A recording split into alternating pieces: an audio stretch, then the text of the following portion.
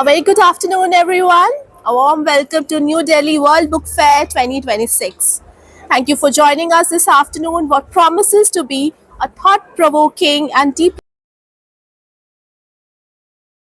a celebration of stories, but also ideas that question how we see reality itself. So, today's book discussion belongs firmly to that space. The book that we're discussing today invites us to pause and rethink some of the most fundamental assumptions about the universe, creation, and consciousness. It does not rush to give easy answers. Instead, it asks powerful questions and opens space for inquiry. Before we move ahead, let me introduce the author whose curiosity and Patanjali's Yoga Sutras. What sets him apart is his refusal to accept either ancient wisdom or modern science unquestionably. With equal courage, he challenges ancient dogma and modern orthodoxy, blending skepticism, curiosity, inference, and bold speculation. His writing does not ask readers to agree with him, it invites them to think. He describes himself as one person, Renaissance powered by curiosity and strong logic, navigating metaphysics with a sharp analytical mind and a poet's sense of wonder. I request you to join me here.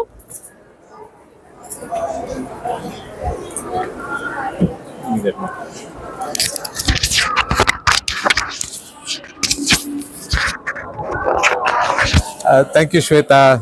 I don't know how much I deserve that introduction, but it was amazing. Thank you very much. I You didn't deserved even it truly, thank sir. you. I didn't even know that I knew so much about myself.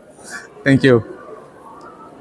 So, congratulations Thank you. for the book. So, how does it feel to be here? It feels amazing, and I owe it all to Fox. Honestly, my first book, unknown author, really, and writing on a subject that has nothing to do with my professional credentials, and uh, the fact that you guys accepted it, and you are the one who reviewed the manuscript, I know, and accepted it, and I still recollect what you said about it. You said these ideas in this book deserve to be placed before the world. That still stays with me. Absolutely, sir. So I thank Cleverfox honestly, because it was a risk publishing this book, unknown author and a niche subject, Yeah. esoteric topics. Yes. So yes, it feels Absolutely.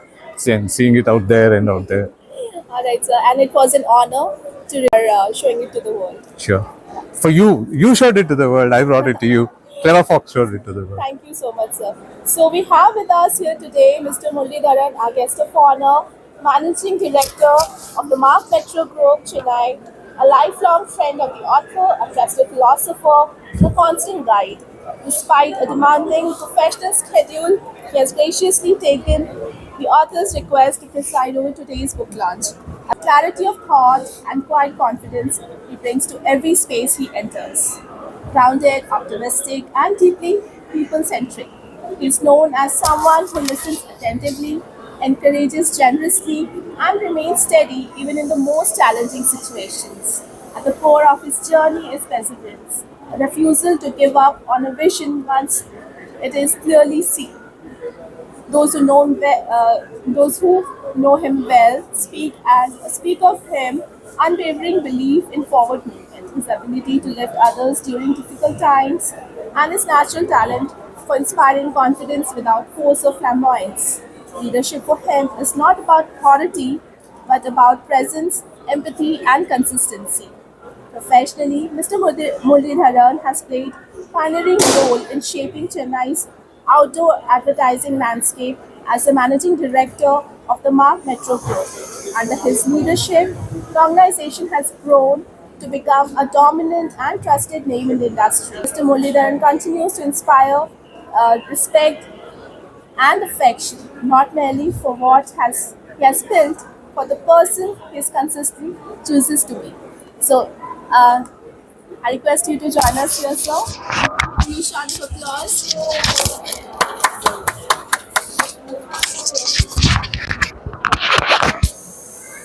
Thank you so much for being with us today.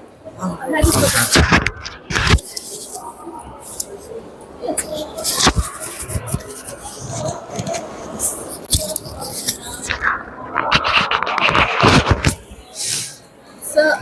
words?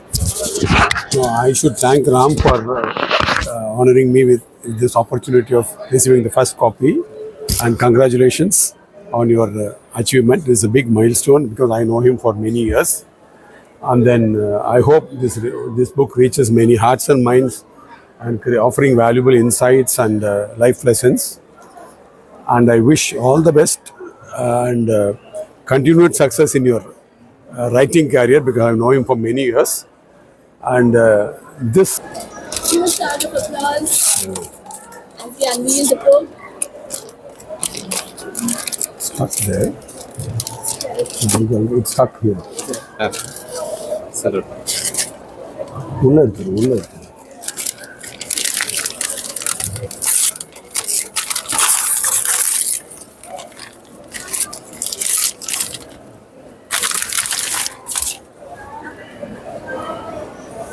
Can't do it.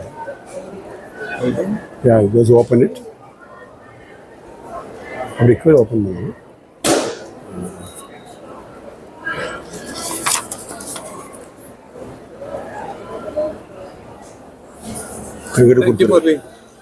Thank you so much. Congratulations and all the very best. Yeah. I just have some notes. So, shall we proceed with our Q&A to know more about the book? Please, you sent me an idea, a concept of what you're going to ask me. Excellent questions. You know what it showed me? It showed me that someone has read that book thoroughly or had AA review it. It doesn't matter. I use AA to write it, so I don't mind. So brilliant questions, whichever way. Amazing. And they really, those questions put together, I think they will bring out the concept of the book. Thank you so much, Yeah. sir. Let's proceed with it. Please Yeah. have a seat.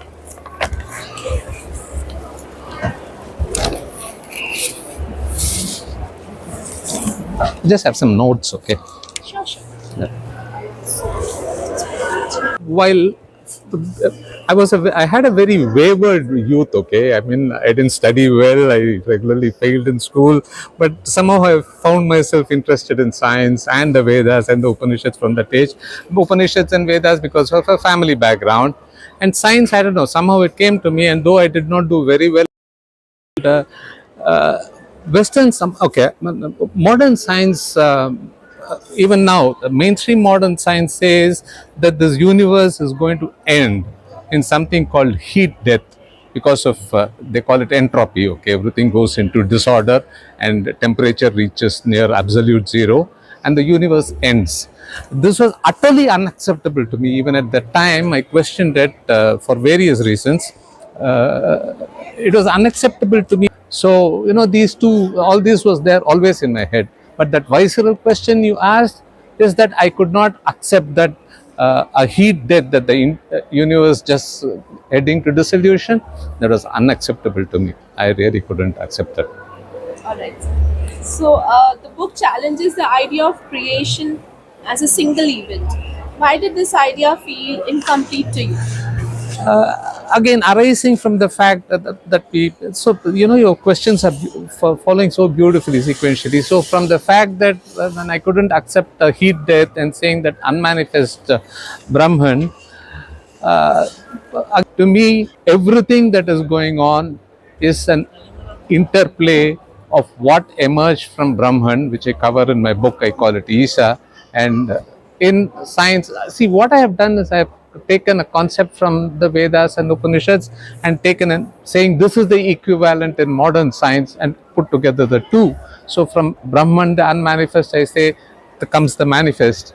And then I say that the entire universe is a constant dynamic interplay of what science calls the four fundamental forces that they have discovered so far. And I don't know how many yet they are yet to discover, we don't know. And we have mass energy. These are constantly at play. Everything that happens around us that we see is an interaction of, you know, I think I made a, probably this did not come out clearly in the book, but I did not mean to say that there is a consciousness behind this cyclic universe. I do not propose, for this limited purpose, I do not I very, specifically, knowingly, I did not go to the religious aspect of this, because for this purpose it was not required. So I didn't want to bring in the divinity, spirituality, philosophy into the book, because then it would take away from the core and it would lead to arguments and debates over it. So I don't claim a divine order. I do not claim teleology. I do not claim that there is a desire behind everything that is going on. In my book, I call this a self-regulating universe. It is happening by itself, by its own volition, no agency, no desire on its part. It's a machine running by itself perfectly, smoothly. Everything happens, I think in the Gita or somewhere else, it says all that has happened for the good. All that is happening for the good. All that will happen for the good. This describes the cosmic order. So this is all Brahman in various forms, the dynamism at play working together. It comes from Brahman, goes back to Brahman, it keeps on adjusting, that is all. So it's continuous adjustment, it is cyclic in nature. Brahman comes out, emerges, becomes all these things, and all these things go back to Brahman, and then they re-emerge. It keeps on going on forever and ever. How beautiful is that? So the phrase "if creation was never an event but a remembrance" is very striking. Can you explain the idea in simple terms? Logical flow of questions, again really wonderful. So we have discussed that it is not an event and it is cyclical. So what do we mean by remembrance? Actually, if you look at it, everything is a remembrance. When we mean cause and effect, there is a cause, and then what is the effect? The effect is a remembrance of the cause itself.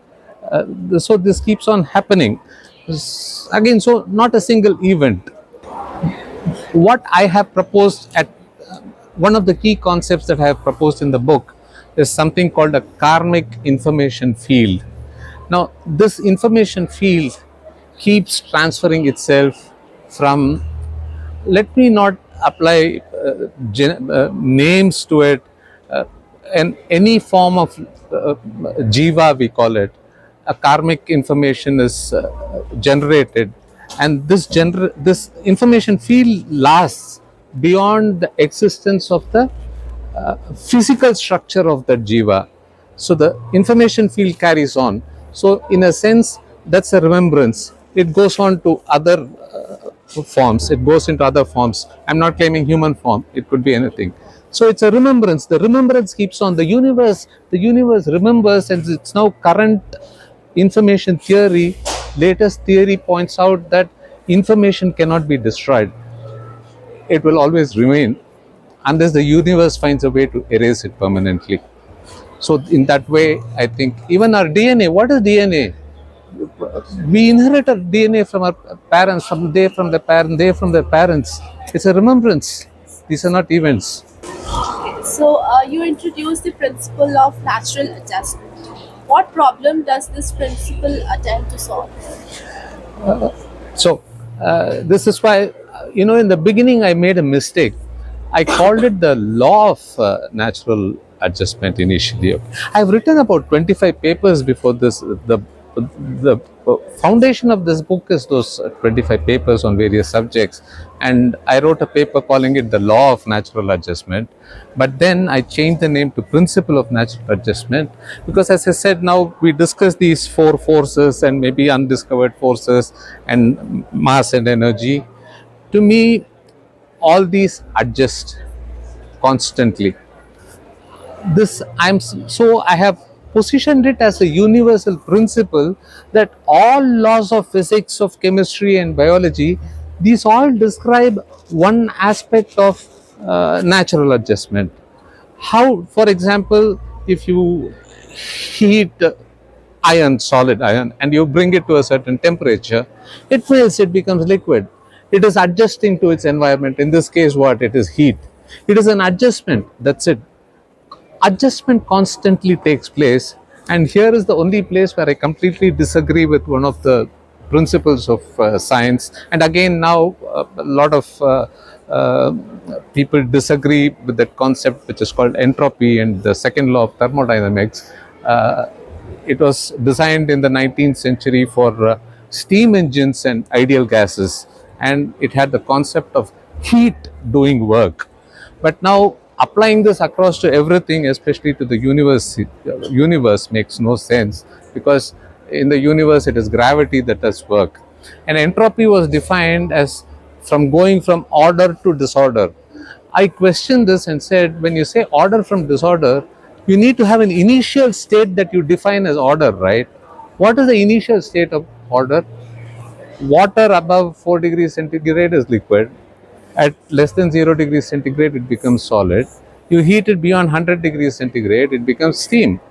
Which state is ordered and which is disordered? Entropy says that the vapor state is disordered, and that's unacceptable. It is in that state because it has been subjected to these four forces, in this case heat. There is no order or disorder. There is only the principle of natural adjustment. So the principle of natural adjustment is an umbrella term that I have used to describe all laws of physics and why they operate in the way they should. The laws of physics are right. I am not correcting any of them, but I am saying you are describing an adjustment in mass energy, which is subject to its environment. That is what I have captured. So many readers may be unfamiliar with connecting physics with philosophy. How did you approach bridging these two worlds? This was the toughest task of all, okay? The very Herculean task, and I'll be perfectly honest. Without the help of artificial intelligence, especially my collaborators, I call them partners now, more than partners, ChatGPT and Google Gemini. Without these two, I could not have done this. AI acted as a synthesizer. I didn't have the ability to put these together, these concepts and ideas in my mind. So my approach was to hand it over to AI and say, hey, can you see how these two connect? Can you give me some idea? This is my rationale. How do I bridge these two? Can you write it in understandable language, what I'm trying to say? And AI did it for me. So were you happy with the outcome? Absolutely, I am happy. I leave it to the readers to see if they are happy or not. I have been very transparent. The third page of my book says that I have used AI, and the only acknowledgement in my book is to ChatGPT. I did not While I acknowledge. was going through Yeah. your content, and when I saw that, Yeah. I just had Yeah. a smile on my face, Yeah. like, wow. that I was wanted to really be awesome. honest because, that's the truth. Yeah. Absolutely, sir. Okay, so you redefine concepts like gravity, energy, and karma in a very unconventional ways. What response do you expect from scientists and scholars? That's again a good question. I would like, there's a nuance here. The correct position I have taken is I have not redefined these concepts. I've used these concepts, viewing them in a slightly different perspective. Only my perspective has changed. I have not changed the definition of gravity or dark matter or dark energy. No definitions have been changed. I'm not Einstein or Newton to evolve new laws of physics. I looked at them differently. That's all. Now, as far as karma is concerned, yes, I have given a new view of it. But in fact, if you go into the Upanishads and the Gita, you will find that my my interpretation matches what they say ultimately, rather than karma as used in the normal sense. But as for expectations, I hope whatever I have said is criticized, critiqued, shredded apart, torn apart, fought about, and makes people think. That is all I expect from scholars and, who did you say? scientists. Yeah, all I want scientists and scholars to do is look at what I have said and then disagree with it, tear it to pieces, say this guy is talking nonsense, all this is not acceptable. It's fine with me. I want this out there in the open, saying that here is a perspective. Consider it, think about it. That's all I want. Okay, so this book speaks to scientists, seekers, and skeptics, right? Yes. Who did you imagine while writing this book? I didn't imagine anybody specific. All I imagined was that there is a mainstream view of this universe, and I have this view of this universe. This will interest scholars, this will interest philosophers, this will interest skeptics from all fields, it will interest the seeker, it will interest the normal person. These thoughts have been fermenting in my mind for decades. It's not that these are new in any way, and they had to come out. It was time for them to come out. I couldn't keep them inside. I just had to bring them out. So it was not for, I didn't target any specific audience saying, okay, I'm going to write for these people. I just brought them out, okay. And so I spoke about those papers, right, that I wrote. So at some stage when I started publishing these papers on scientific sites, and at one point of time I knew that it was time. That's it, the caterpillar had become the pupa, and then it had to emerge, the butterfly had to emerge. How misformed or beautiful or ugly the butterfly is. Nothing is ugly in my opinion, but then again the viewers can decide Yeah, and the what it is. metamorphosis has been a lovely journey as well. Thank you so much. It was lovely for me. Yeah. Okay, so was there a point during writing when you felt you were taking a big intellectual risk? I don't know if it was an intellectual risk or not, but then I knew it was a huge risk, okay, because I was not challenging. A little bit of challenging is there of established theory, certainly, but I knew there was so in that sense it was a risk. It was a huge risk. In intellectual risk, in a sense, yes, you're right. I didn't have the intellect to do this, and I openly admit it was AA that had the intellect to do it. AA I managed. disagree with you here. Okay, thank you. You had the intellect. Yeah. That's why you could give a prompt to AI. It was Yeah, the other the way prompts. around. Yeah, I totally agree So with you have the You- intellect. AI doesn't have the intellect. Yes, that's that. So, So it was prompt engineering on my part. Very But, good, creative prompt engineering, saying what I thought about it. Yes, but so to that extent, that intellectual risk was reduced. What I lacked, AI supplied. As I said, it was a collaborative effort. but the point of view, your perspective, it's totally yours. Totally mine, That's why completely. you Yeah. can't, give No. away the credit No, to AI. no, I don't, I no, should no, not no, do that. no, Yeah. no, no, no. Absolutely. The concept, the ideas, the thoughts, everything was. That's what matters. Yes. So your tone is both irreverent and respectful. Why was this balance important to you? The, the irreverence was on purpose. Okay. You need to be irreverent at sometimes to stimulate people and to stimulate a response and get them interested in what you're saying, even if they hate what you're saying. If they make them yeah, right. So anger evokes a response. So that was the only intention behind the irreverence. No disrespect was intended.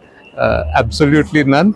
I have, just to shake out the passive reader, I did it. But underlying is always profound respect for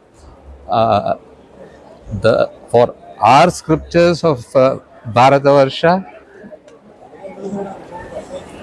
So for our texts of this Bharatavarsha, Bharatakande that we say, the scriptures that emerge from here, and profound respect for the great intellects of the West, starting from the Greeks to Leibniz to Newton to all the unsung, to Niels Bohr, Uh, yeah, so underlying, Einstein said that he looked farther because he stood on the, not Einstein, I'm sorry, Newton said he could look farther because he stood on the shoulder of giants. I say the same. I could look a little bit further because I stood on these shoulders with immense respect. So, how do you respond to readers who may strongly disagree with your idea?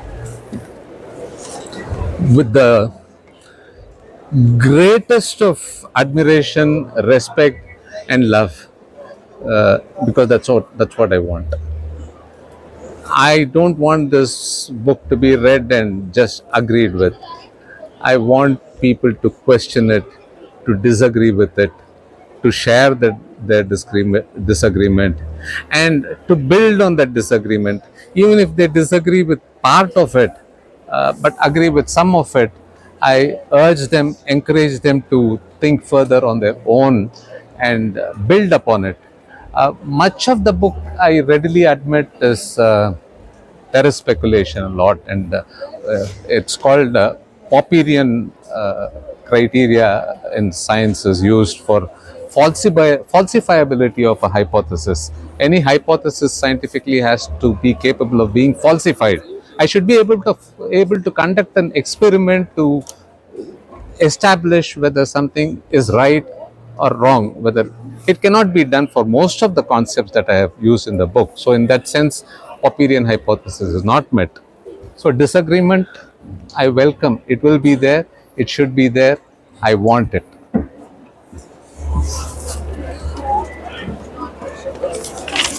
So,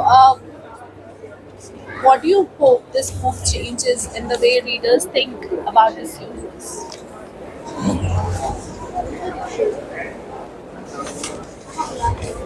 I want them to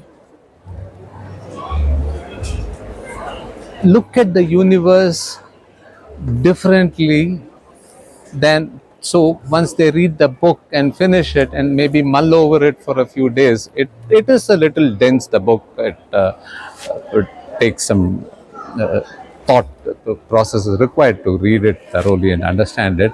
But then after that, what I want them is to, if they agree with my idea, I want them to understand that from the biggest galaxy, from the biggest nebula, from the 1% of the universe that we can see and the 99% of the universe that we cannot see, from the smallest particle, from a muon, from a quark, from an atom, to a gas cloud, to a nebula, to a galaxy, to myself and to you and to that reader, we are all components of a single entity. That's what I want the reader to think about the universe, and not an unimportant part of it. Somebody asked me, somebody said, you're saying this, you're reduced people to simply mere atoms, cold, dark, deep atoms in this universe. That's all you have said. How can you do this? You have reduced people to mere algorithms. I said, okay, think about this.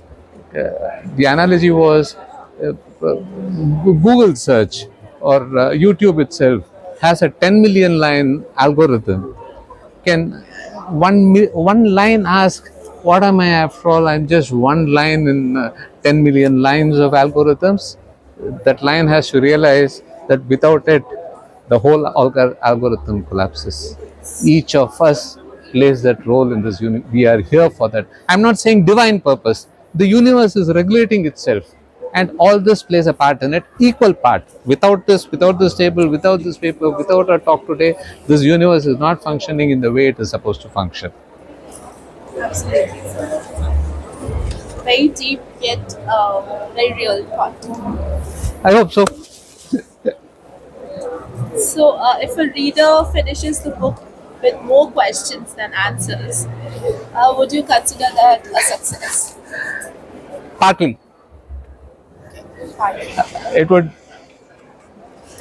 It would be I would consider it a total success if they then go on to explore on their own and search for answers in the way that they did.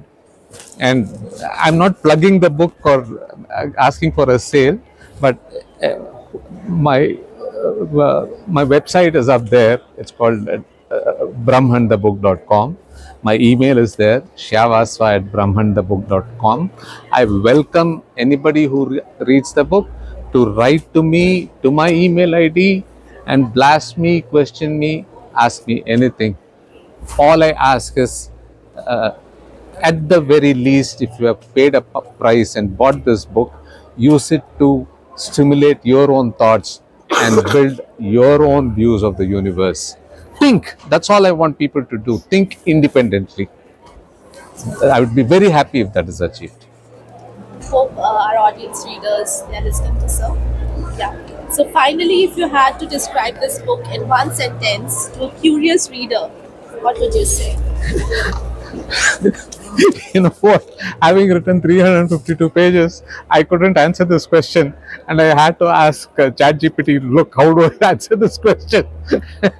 So what And it said, it is an invitation to view the universe not as a mission that is winding down, but as a living, breathing cycle of adjustment where ancient wisdom and modern physics tell the same story. This is all I want. Please realize that 5,000 years back, sitting on the banks of the Indus or wherever our rishis who wrote the Vedas and the Upanishads sat, and today the scientists in all the labs who are sitting and doing quantum theory and cosmology, these two are saying the same thing. We still don't know the why of this universe, okay? For 5,000 years, there's a Nasideya Suktam in the Rig Veda, which in brief says, ultimately says, who knows whence all this creation came? Even the gods came after it. Who knows? Does the Brahman know? Nobody knows. The Nasideya Suktam clearly says, who knows?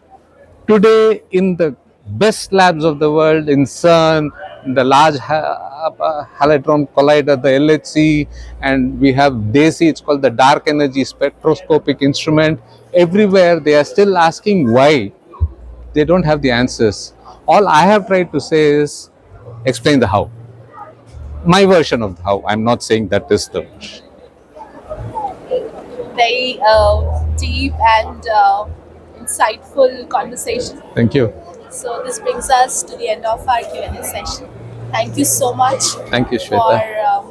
this insights. And I'm not getting the exact adjective right now because I'm so like overwhelmed and in a good way. It's, of course. I understand. And yeah, so thank you so much for writing this book and giving us this different perspective to see through things in a very different way. Thank you. So thank you so much. Thank you. Thank you. And thank you so much, audience, for being with us. And so the book is available on our Amazon, Flipkart, Ziffy Bees. Do grab a copy. You all should read it. It's a beautiful book. So yes. Everyone, buy the book, please. Yeah. So any concluding words for our audience? Can I speak for a few minutes? Yeah, sure. Do we have the time? Yeah, we have. Okay. Shweta introduced me, but I will go through it again. My name is Krishnamurthy Ramakrishnan. I'm from Chennai, India, and I've written this book, Brahman, All This Whatsoever That Moves. Can you grab that paper for me, please? Yeah.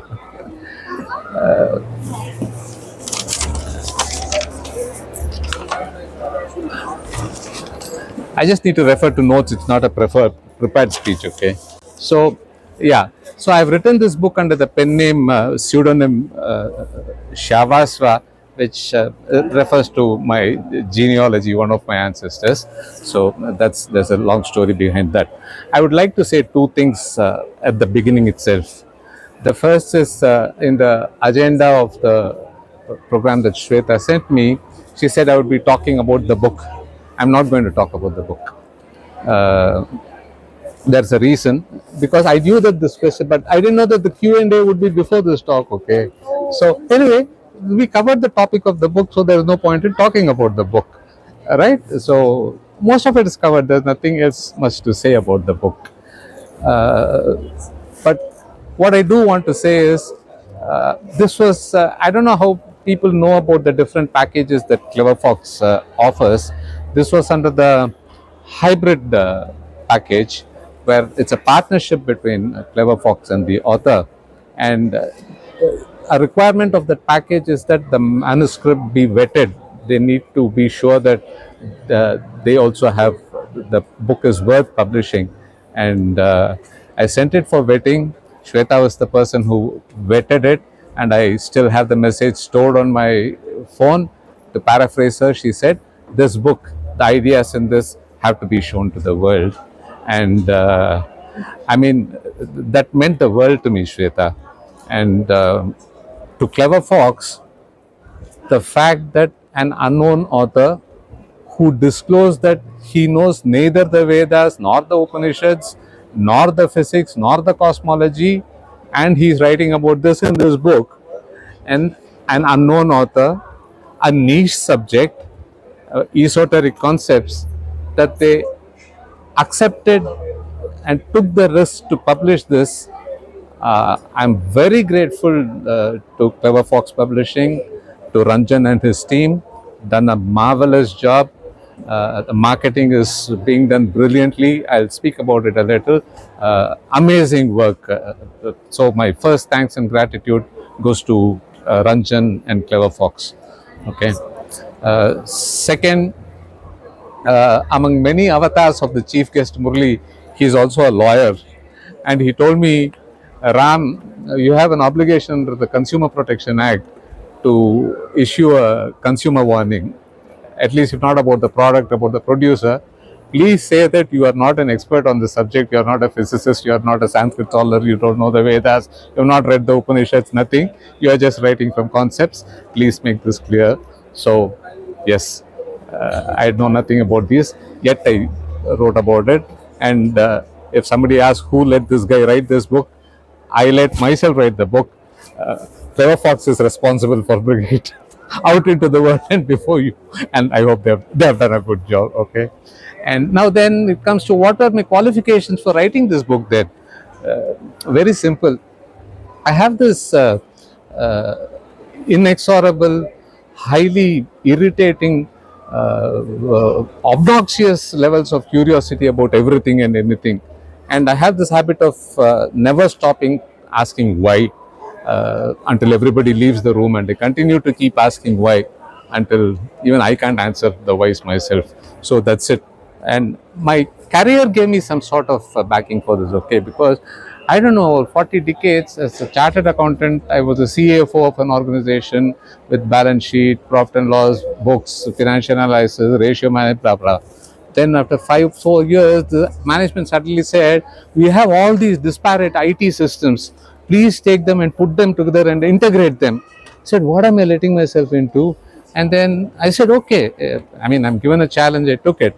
And I did it. The huge systems, okay, I'm talking about a huge organization, and I put all these systems together and I built them and integrated them. These guys said, oh, you built it. Now you go and manage it. That's it. You manage what you built. I said, okay. Then I was there for 5 years. Then they said, okay, you did one project. Now take over an actual project portfolio of actual building, factory building, construction, civil work, equipment, machinery, pipeline, miles and miles of pipelines. A huge project, $10 billion worth of 15 project portfolio. I was a little unsuccessful in that sense that there are time overruns and cost overruns, which happens in projects of that nature. I did it, and then they said, take it over. Now manage those projects that you built. So I went into asset management. Then I went into quality management, risk management, blah, blah. But okay, the point of all this is that there is a point with that curiosity and asking the why, and this, I developed the critical skill, which was pattern recognition. I gained the ability to see when something was not okay. I was able to spot something that is not in place, which doesn't add up. But I also gained the ability to put together things that did not seem to add up. I could look at them from different perspectives and then put them together and then come out with a picture. And that is how this happened. I was able to put all this together and present a view of the universe that has never been offered before. All that went into this is merely the mind of a puzzle solver at best, or I can call it a forensic auditor of the universe. This is all I did. Okay, that is how this book emerged, and of course, with the help of AI, without the help of AI, this would not have happened. And now, if you go throughout that book, I've seen that it's mandatory and customary and usual, and I think it's a done thing to acknowledge one's spouse in a book, right? The first line, I'm grateful to my spouse, so and so. You won't find it anywhere in the book. It was on purpose. I knew I was coming for the book launch even before the book was published. So I didn't want to put it on paper, which is quite fragile. I decided even then that I would do it in public, in person, in front of whoever is there, in front of my wife. Hello, I'm talking about you. In front of my wife. And I said I would do it in public.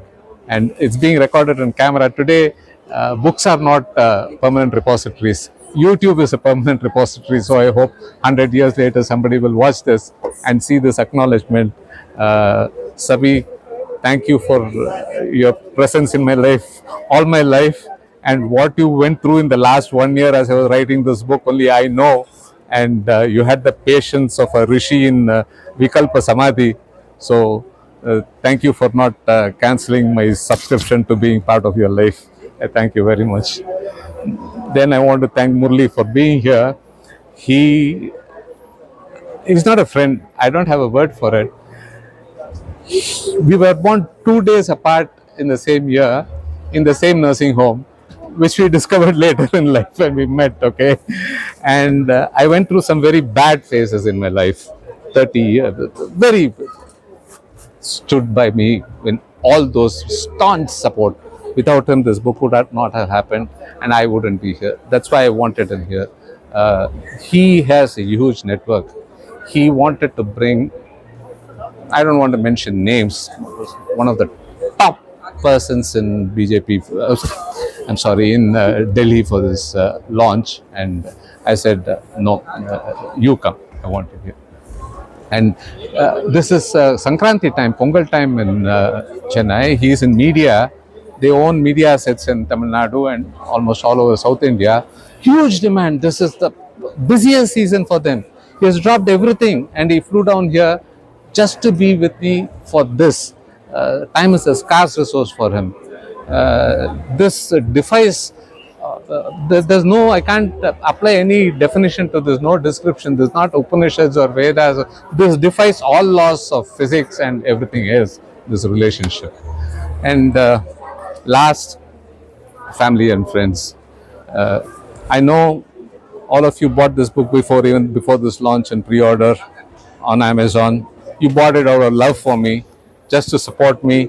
I know none of you is much interested in the subject that this book addresses, and probably this book is going to be a very intellectual looking coaster on your coffee table, okay? All I can hope for is at least you use it for something a little precious, like say some Kumbakonam degree coffee or Darjeeling tea. That's the best that I can hope for. You treat it with that much of respect that it deserves. But now the important thing, and this has to do with your team also, so I want to say this, okay?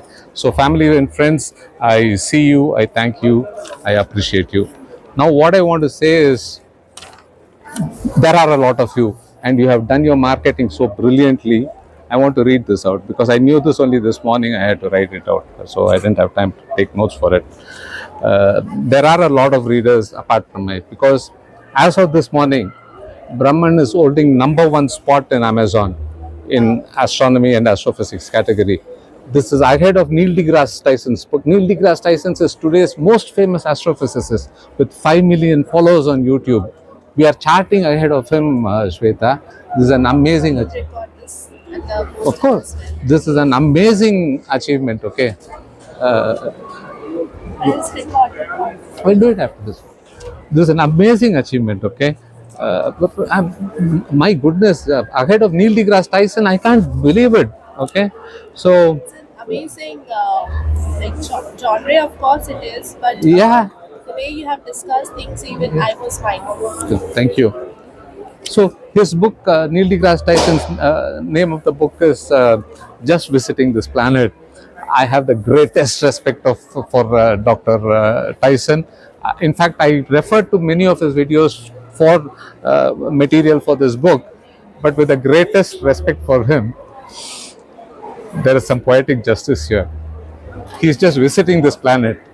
We are sitting here and discussing the landlord of the universe. There's a huge difference there, okay? And so, if you want to see why a retired risk manager is currently outselling the world's most famous astrophysicist, please grab a copy. Let's keep Neil in place for as long as possible. Okay. And finally, thanks to all of you who are is present here, Shweta, rest of the Cleverfox team. And I know I asked a lot a Tuesday afternoon in Delhi winter to listen to a retired risk manager talking about the nature of reality in the way that he sees it. Your presence turned this from a monologue to a dialogue. We started the dialogue. I promised not to spoil answers by preempting them. So I hope I did it. You asked some brilliant questions. I answered it. Uh, Thank you very much again for this opportunity. Thank you for publishing this book. I hope it does well. We both will work together, collaborate, and push this. Absolutely. Thank you all. Thank you, everyone, whoever has joined me live. Thank you so much, sir. And once again, congratulations. And even we are lucky that we got to publish this book. So thank you so much. And any sequel, anything? Yes. Yeah. And I will be working with you. It's already in the works. Wow. Lovely. I describe two sufficiencies in this book. I call them first sufficiency and second sufficiency. The sequel is going to be the first sufficiency. So all the very best for that, sir. Thank you. So yeah, am I right? Yeah. Okay, so you can grab the book online. Also, we are at New Delhi Conference Fair, as you all know. We are at Hall 5, F9. You can come visit our booth and meet our author. We'll be signing the copy, so you can get a signed copy as well. So yeah, thank you so much. Thank you so much, sir. So we'll proceed with the book signing now. I'm sorry? Shall we proceed with the book signing? Yes. For whom should I sign it? So you sign all the copies. Okay. And we'll keep the signed copies. Okay. Great. Okay, so that brings us to the end of our session. Yes.